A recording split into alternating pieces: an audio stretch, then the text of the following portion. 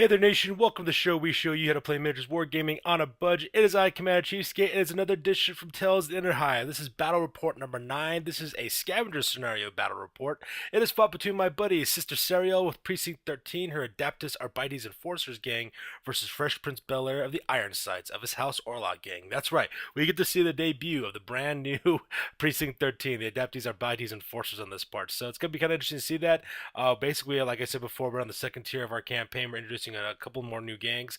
Last game we saw the Scavies pop up, so we have that group to deal with now. The people eaters. Now we're looking at Precinct 13, which is our Adeptus Arbities Enforcers, and the next new game that will debut here pretty soon is our new Delac gang. They're called the Sleeping Dogs. We'll talk about those guys later on. So yeah, let's see what happens when a patrol of Precinct 13 law enforcement agents try to stop a whole gang in the Underhive of Necromunda. Alright, so let's go down the list for Precinct 13, the Adeptus Arbites Enforcers. This is the Alpha team. So in case you guys are unaware, in a Enforcers gang, you don't actually deploy the entire 10-man squad to deal with things. What you usually have teams of 5 to 6 people to going in there to kind of take on the opposition.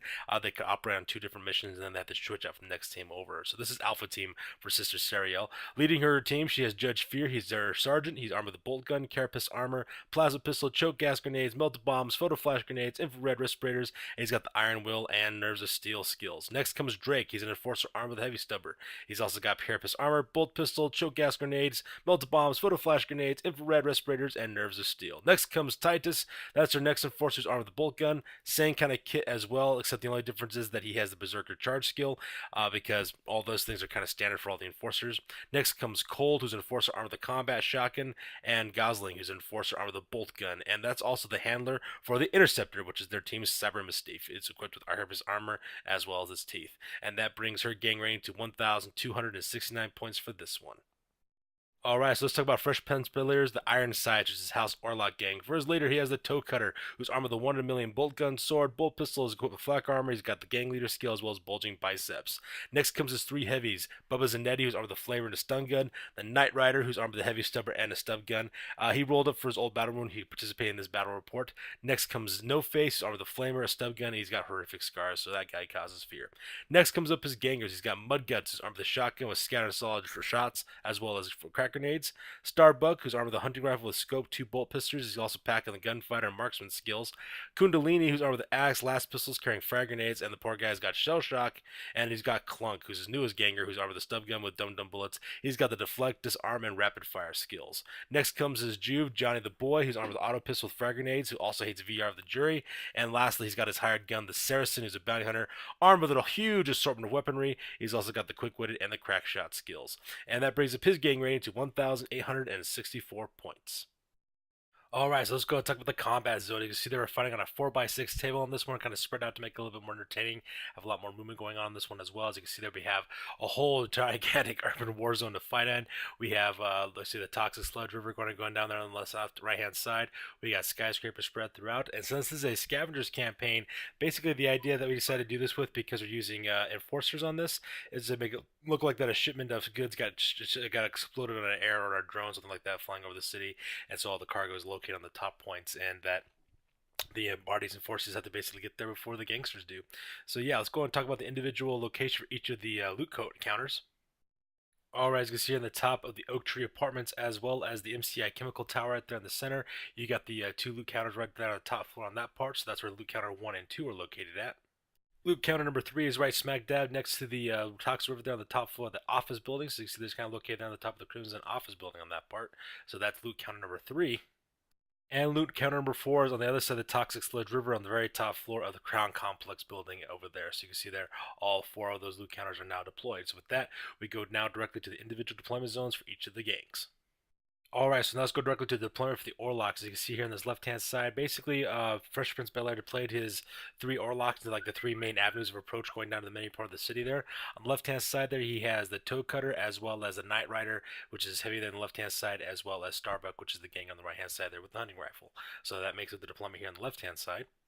For his center deployment is where he basically put most of his guys. You can see there are 4 members of his gangs are located there. Starting from the left to the right, you got the Saracen as well as Kundalini. Those are his gangers, as well as Bounty Hunter. Next to him in the middle there is Clunk, that's another ganger. And on the far right hand side, that's his heavy No Face, who's also armed with a flamer. So that's deployment there in the center. And making up his right flank here on the other side of the Toxic Sludge River, he's got those last three members of his gang. Up there, the shotgun, that's Mudguts, that's the taking point on this part. Right next to him on the right is his Juve. Giant the boy is armed with his auto pistol, and right behind the both of them, he has Bubba Zanetti, who's armed with the Flamer. So with that done, that finishes deployment for the Orlocks on this one. All right. Also taking up positions there for the deployment for the center are the enforcers. As you can see, their sister Serial decided to deploy her entire alpha team directly into that parking lot. Starting from the back left there, you have Drake. That's the enforcer armed with the stub gun. Right in front of him, taking point there. His name is Cold. That's the guy who's basically armed with the combat shack, and behind them is Judge Fear, who's the sergeant. On the right hand side, falling outward from there, basically you have a couple of guys who are located in that location. First of all, you have Mason. He's the guy there, is kind of in the center. He's armed with the bolt gun, followed by Gosling, who's the guy on the very far right hand side. That's the handler for the interceptors, the Siren Mystique, which is located in the front there. And basically, she just kind of consolidated all of her troops in one spot, so that way she could plan on moving together as a team. So with the Arbities Enforcers deployed, it's time to go on to turn number one.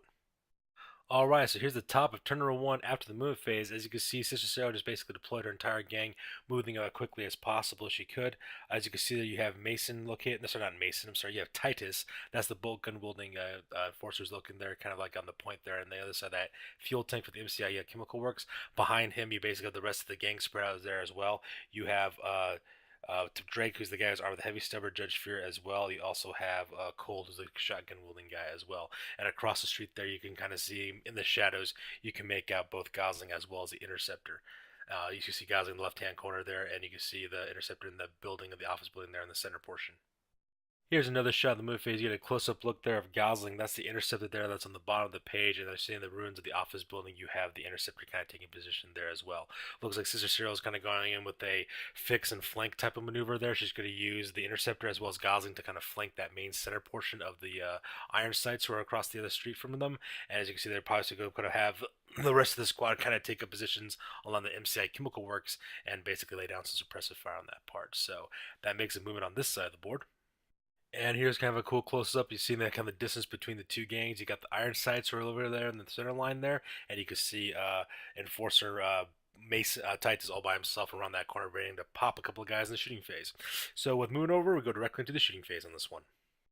In the shooting phase, Sister Serial takes Titus and opens up with his bolt gun onto No Face. There's the heavy located there. Managed to drop that guy onto the ground as well. So because that guy went down and went out of action on that portion, basically her opponent Fresh Prince Bel-Air had to take some break tests on those to make sure those guys didn't lose their nerves. Unfortunately for Fresh Prince Bel-Air, both of his guys, Kundalini and Clunk, both failed their break test, so basically you see they just kind of fled on the other side of that support structure there as well. The Saracen was perfectly fine because the Saracen doesn't really mind if people get shot near him. He's a hard gun. He doesn't really care about that kind of thing. As you can see in this picture, you can see both Kundalini as well as Clunk kind of fleeing from the chaos they just saw. They got the other side of that cross drawsway there. Unfortunately for both those guys are running with leadership 6, and there's no other gang leader nearby with those guys. So if Fresh Prince Bel-Air isn't lucky, those guys are going to be fleeing off the table at that part. So yeah, that makes up shooting for this part of the board so far. As you can see in this picture as well, Gosling, who's another enforcer, who's the handler for the Interceptor, which is their Cyber Mystique, is also armed with a bolt gun. He takes aim at the Saracen and manages to plink a wound off of that guy. So the Saracen unfortunately carries 2 wounds on that part, so Fresh Prince Bel-Air guy is still standing. But so far, looks like it's all kind of working out pretty well for the enforcers on this part. So that makes up shooting on this one. And since the forces don't have close combat or any recovery to worry about, we go directly to the bottom of turn number one for the Orlocks. This picture is taken after move phase. As you can see in this picture here, basically Fresh Prince Bel-Air's running his guys as quickly as they possibly can to that office, to the Oak Tree apartment right there in front of them in order to get up to the top and try to get a loot counter. As you can see, we got the Toe Cutter as both the Starbuck taking occupy and cover positions inside of those craters there as well. And you can also see there that the heavy gunner armed with a stub gun, the Knight Rider, is also taking a position there as well to kind of put down some suppressive fire if he's able to. So yeah, that makes a movement here on the left-hand side of the board. And in the center portion, you can see that the Saracen just basically ran as quickly as he can, trying to occupy on the other side of that field tank or take cover from the incoming fire that he's receiving from the enforcers.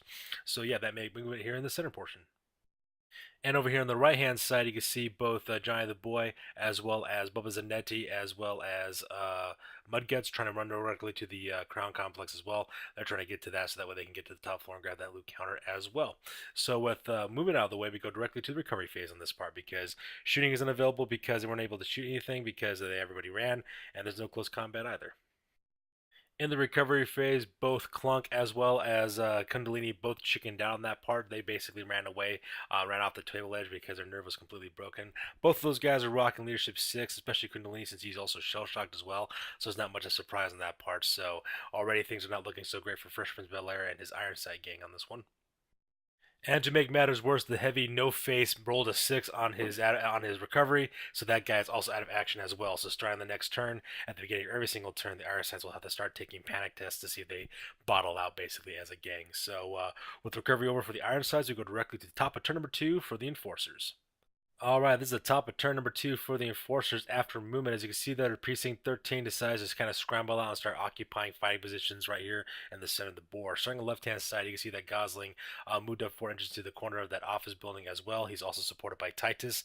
You also have the shotgun-wielding Enforcer as well, Cold, taking up positions on the left-hand side up on the top of those chemical tanks. You have Judge Fear on the left-hand side, and you also have Enforcer Drake on the right-hand side, his arm with that heavy stubber. And now that he's located at the top of that fuel tank, he's in a wonderful firing position to open up on those on both the Knight Rider, the Toe Cutter, as well as Starbuck there on the right hand side. So it's kind of rough as well. You really can't see the picture on this angle. We're going to show you the next slide. As you can see there, that the Cyber Mystique, the Interceptor is no longer there. And the reason why is because he charged directly into the Saracen as well to get him engaged in close combat.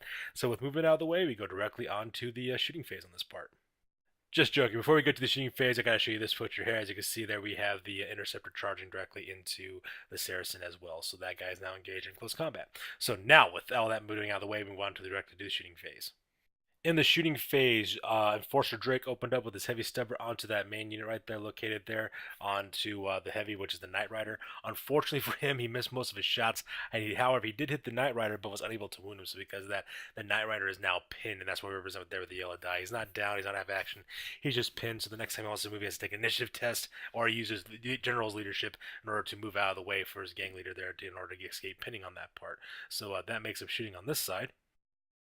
And in close combat, the Cyber Mystique, the Interceptor, just tore apart that poor guy.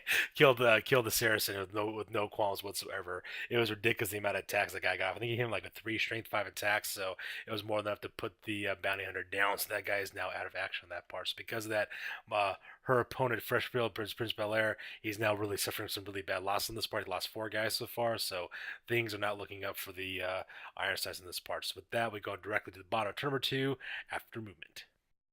Unfortunately for Fresh Prince Bel-Air, he basically had to take a bottle test at the beginning of the round. He failed his bottle test on that part, so because of that, his game bottled out, and basically that brings us to the end of the game in this one. So you can see that not much really happened. This game was actually kind of short because of the amount of casualties that took place so quick in the first round. So because of that, this game is now over. We go directly to the after-action report for the post-game. Alright, ladies and gentlemen, this is the post game for Tales in the Underhive number 11. This was fought between my buddies Sister Scenario with her Precinct 13 Adeptus Arbities Enforcers gang versus my buddy Fresh Prince Bel-Air with his excuse me, with his Ironsides, his House Orlock game. So let's go talk about the post game for each one of these. For the Precinct 13, basically they sustain no injuries as well because none of those guys got hit for their advancements. Judge Fear, the leader, got a counterattack skill upgrade. Same thing with Drake, he got +1 to his attack. Titus got the rapid fire skill. Enforcer Cole got +1 to his leadership, and Gosling was the handler for the Cyber Mystique, got +1 strength as well as +1 initiative on that part. Territories and merchants is actually pretty simple for this game because they don't get to have any of those whatsoever, so basically that just kind of rounds up for that part. That brings up their new gang rank to 2,454 points. Basically the entire team, that 10-man precinct, receives about 2,000 credits with the equipment that they have for all their stuff. The only thing you're really adding up is their experience. So 2454 is now currently their record, and right now their record is 2 wins and 0 losses. For the Ironsides, for injuries, the Saracen, the bounty hunter that got hired up for that gang, basically died on that part, so he's now no longer a part of the gang anymore. And No Face, he made a full recovery, so that Heavy's still doing good as well. For advancements, Clunky got a +1 to his ballistic skill, and John the Boy earned the disarm skill for his upgrade as well. For the territories, the Ironsides worked the territories, gained 75 credits. For the merchants, they decided to spend their 75 credits on hiring a new ganger named Diabana to replace him. They armed him with a last gun as well. That brings a new gang rank to 1,864 points, and their current record right now is 1 win and 3 losses. So things are not looking so hot for the Ironsides. So that pretty much does it for this battle report, ladies and gentlemen. As always, feel free to like, comment, subscribe. Put in your comments and the feedback on the bottom. I'd like to hear back from you guys. We're having a blast making these videos for you guys, having a blast playing Necromunda. We'll catch you guys on the flip side. So happy holidays, you guys. Keep on rocking.